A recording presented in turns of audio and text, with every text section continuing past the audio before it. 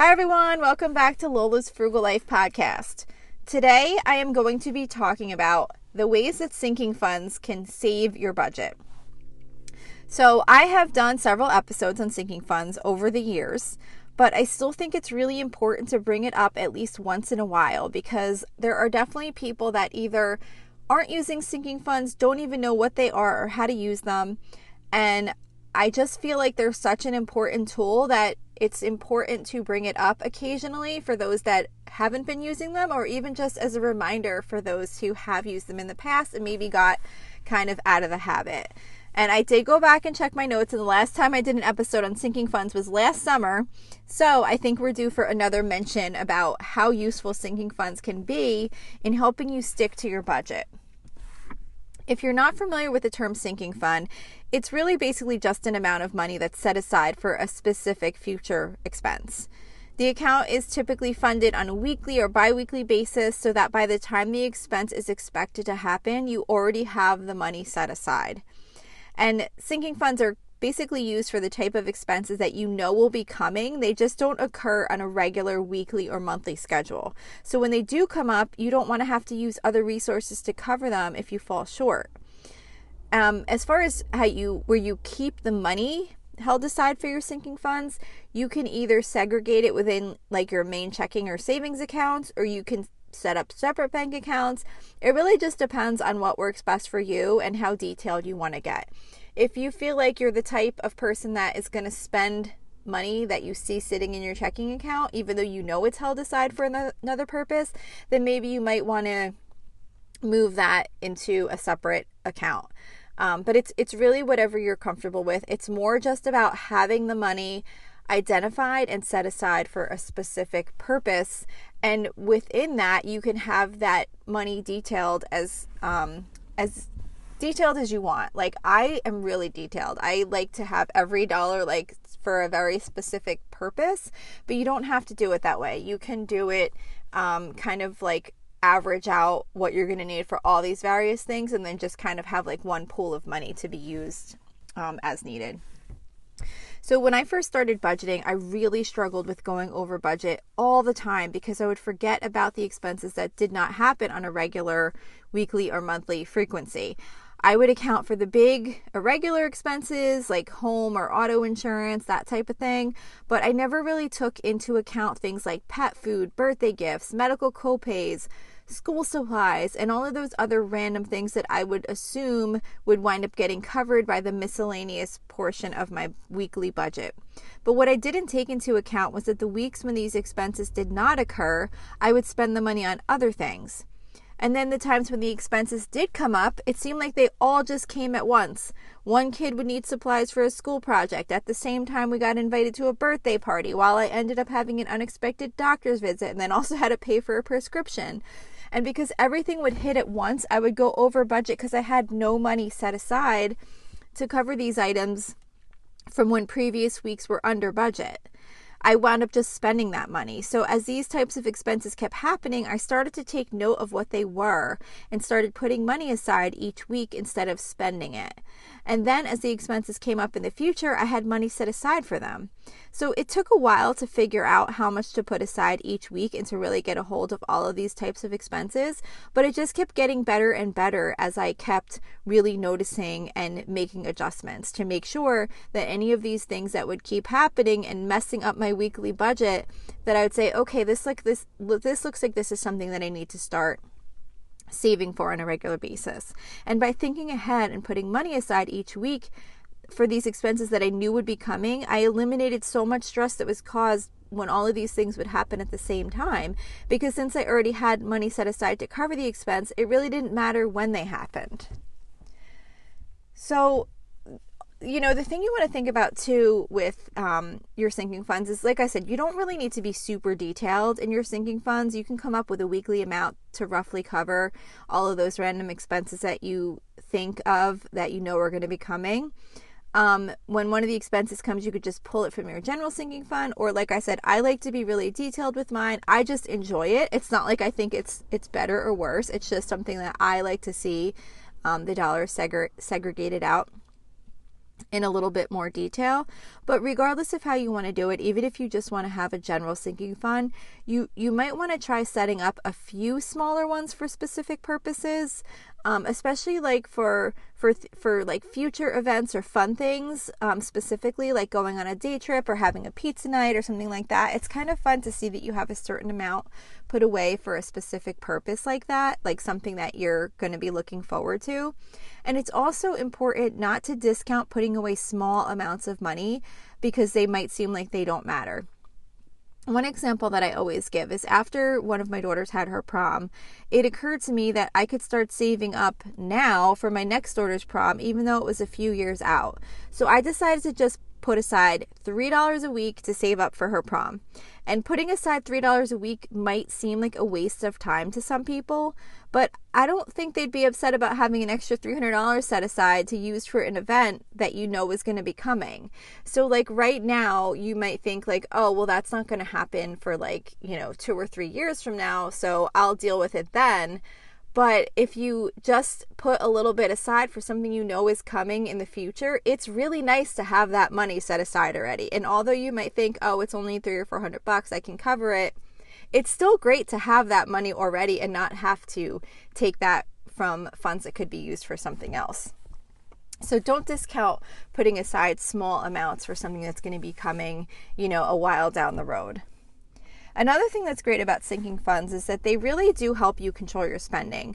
When you account for putting money into your sinking funds as part of your weekly spending budget, it can really help you with controlling your expenses, because if you know that you have to save money for upcoming expenses, you will not have this false sense of having extra money to spend on other random things that may not even be important to you. When you're including savings for future expenses, it really helps you see the full picture and to make sure you're allocating your earnings properly so that you can cover expenses that are going to wind up coming up later on.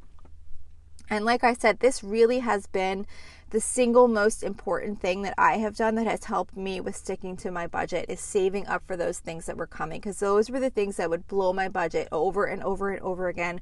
And I felt like I could never have a good budget because I was always going over because all these things kept happening, and it never had occurred to me until it did. I must have heard it on some podcast, or I don't know. I used to do a lot of research about like budgeting and frugal living and things like that.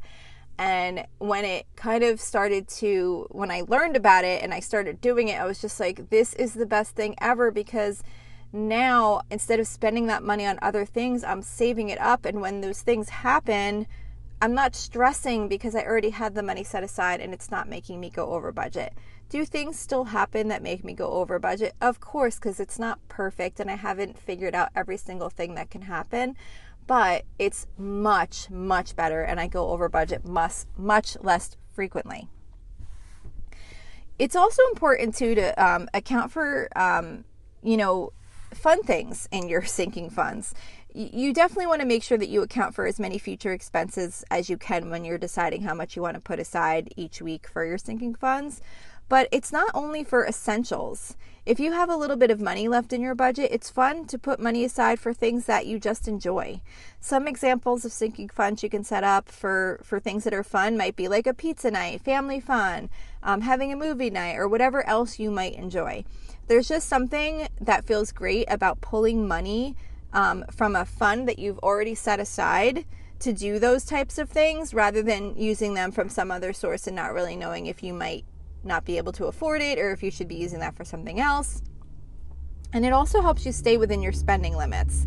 If you have $30 set aside for a family pizza night, you might skip the extra appetizers. But if you see you have extra set aside, you might decide to splurge a little bit. So it kind of really gives you amount of money that you know you're comfortable with spending because you already have it set aside for a specific purpose, and you don't have to have any guilt about spending that money because it's not going to impact your budget negatively. So, of course, though, as we all know, no matter how much we plan, something else will always come up that we didn't think of. And it's nice to have some sinking funds that we can pull from to cover other expenses if needed. Of course, we don't want to pull from things like money that's set aside for insurance or other important essential bills. But if we do have money set aside for some of those fun things, like I mentioned, like a pizza night, for example, that money could easily be put towards an unexpected expense that came up. We can skip the pizza night until we have a little bit more money for next time.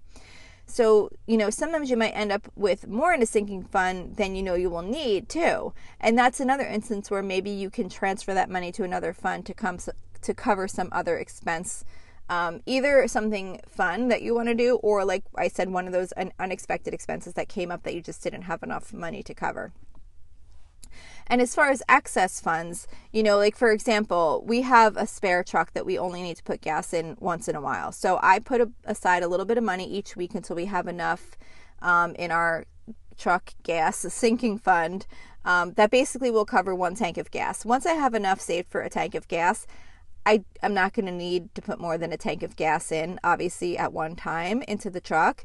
So until I need that money again, I'll start reallocating that money elsewhere for some other fund that I want to save up until the time when we wind up getting gas and then having to start putting money aside again. So just kind of, planning and looking at your funds and what their purposes are, you can kind of determine what ones you could potentially pull from if needed and what ones you could reallocate money from for a period of time until you wind up needing to put money aside again for that purpose.